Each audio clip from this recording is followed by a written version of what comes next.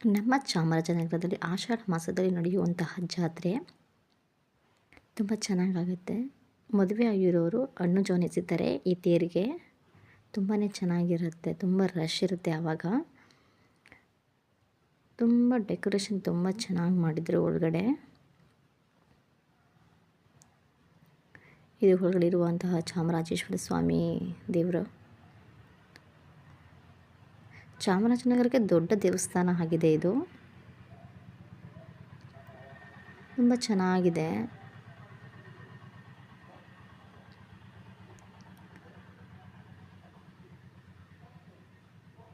ಹಣ್ಣು ಜೋನ ಎಸಿತಾರೆ, ಬೇರೆ ಕಡೆಯಿಂದನೂ ಬರ್ತಾರೆ ದೇವಸ್ಥಾನ ಈ ತೇರಿಗೆ ಎಸಿಬೇಕು ಅಂತಲೇ. ನೈಟ್ ಅರೇಂಜ್ಮೆಂಟ್ ಈ ಥರ ಇತ್ತು. ನಾವು ಎಲ್ಲ ಜಾತ್ರೆ ಮುಗಿದ್ಮೇಲೆ ಹೋಗಿ ಬಂದ್ವಿ. ನಮ್ಮಮ್ಮ, ನಮ್ಮ ಅಕ್ಕ, ಅಕ್ಕನ ಮಕ್ಕಳು ಎಲ್ಲರೂ ಹೋಗಿ ಬಂದ್ವಿ.